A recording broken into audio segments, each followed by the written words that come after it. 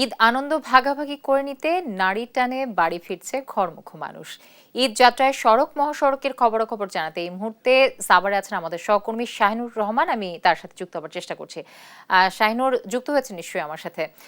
শাহিনুর, মাত্র আর 5 দিন বাকি আছে ঈদের, সড়কের পরিস্থিতি কেমন দেখছেন?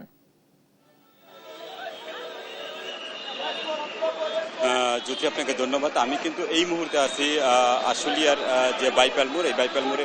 আপনি জানেন যে বাইপাল মোড় কিন্তু উত্তরাঞ্চলের একটি গুরুত্বপূর্ণ মোড়। এই মোড়টি কিন্তু 19 জেলার মানুষ কিন্তু চলাফেরা করে। ঢাকা থেকে বের হয়ে যারা গ্রামের বাড়ি যায়, বিশেষ করে যমুনা সেতু পার হয়ে এই রাস্তা দিয়ে কিন্তু তাদের চলাফেরা করতে হয়। আমরা যদি রাতের পরিস্থিতিটা একটু দেখাইতে চাচ্ছিলাম, যে আজকে জানেন যে শুক্রবার হয়, কিন্তু আমরা অনেকেরই দেখেছি যে তাদের আত্মীয় পরিজনকে কিন্তু তারা কাউন্টারে এনে তারা আগেভাগেই তারা দেশের বাড়ি পাঠিয়ে দিচ্ছে, এমনটি কিন্তু আমরা দেখতে পাচ্ছি।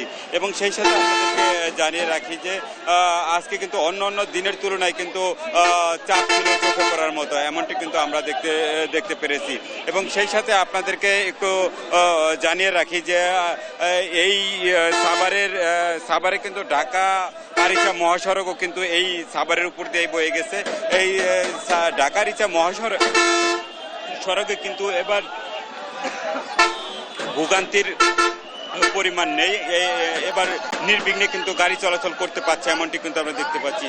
গত কয়েকদিনের তুলনায় আজকে কিন্তু গাড়ির চাপ বেশি থাকলেও আজকে কিন্তু যানজটের পরিমাণ অতটা আমরা দেখতে পাইনি। এবং সেই সাথে আপনাদেরকে জানিয়ে রাখি যে ইতিমধ্যেই কিন্তু এই যে আবদুল্লাহপুর থেকে যে ইপিজেটের যে এলিভেটেড এক্সপ্রেসওয়ে, আসলে এলিভেটেড এক্সপ্রেসওয়ের কাজ কিন্তু এখন বন্ধ রাখা হয়েছে। এবং সড়ক ও জনপদের যে বিভিন্ন জায়গায় রিপেয়ারিংয়ের কাজ ছিল, এই কাজও কিন্তু এখন বন্ধ রাখা হয়েছে, যার ফলে আমরা দেখতে পেরেছি যে এখন কিন্তু অতটা যানজট হয়নি আজকে সারাদিনে।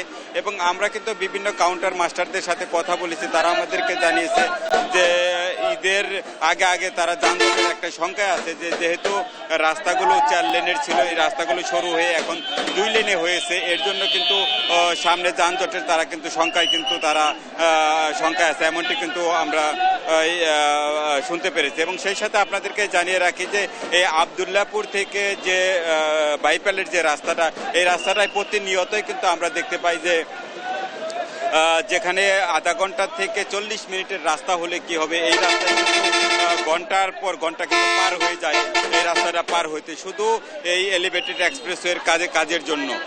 বিশেষ করে এখন যতটুকু আমরা দেখতে পাচ্ছি যে এই ঈদকে সামনে রেখেই এখন অনেকের সাথে কথা বলেছি যে সারা রাতই কিন্তু গাড়ি থাকবে এবং সড়কে মহাসড়কে, যাতে মানুষ নির্বিঘ্নে বাসায় পৌঁছতে পারে এবং কোনো রকম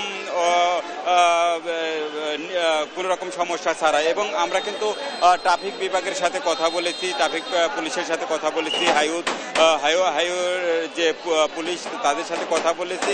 এবং তারা আমাদেরকে জানিয়েছে যে এবার যানজট লাস্ট পর্যন্ত কি হয় এটা দেখার পালা। এবং বিশেষ করে ইপিজেড থেকে শুরু করে আশেপাশের যে পুরো ইন্ডাস্ট্রিয়াল এলাকা, এই এলাকা যখন ছুটি ঘোষণা করা হবে, তারপরে রাস্তায় দেখার পালা যে মানুষের চাপটা কেমন হয়। এবং ঢাকা জেলা পুলিশের সাথে আমরা কথা বলেছি, গত কয়েকদিন ধরে কিন্তু ঢাকা জেলা পুলিশের পক্ষ থেকে পুলিশ সুপার থেকে শুরু করে অন্যান্য তাদের টিম কিন্তু পুরো রাস্তায় কিন্তু তারা পর্যবেক্ষণ করেছে। তারা কিন্তু আমাদেরকে একটা কথা বলেছে যে যানজট কোথা থেকে হয় তারা ড্রোনের মাধ্যমে কিন্তু এবার তারা পর্যবেক্ষণ করবে। এবং তারা কিন্তু আরেকটি কথা বলেছে যে যেহেতু বাইপাল থেকে আবদুল্লাহপুর যে রাস্তাটা এলিভেটেড এক্সপ্রেসওয়ের রাস্তাটা, এই রাস্তাটা যেহেতু এখন আগের চাইতে সংকীর্ণ হয়ে গেছে, এই জন্য তারা আবদুল্লাহপুর হয়ে, জয়দেবপুর হয়ে এবং চৌরাস্তা হয়ে কিন্তু উত্তরবঙ্গে যাওয়ার জন্য তারা নির্দেশনা দিয়েছে।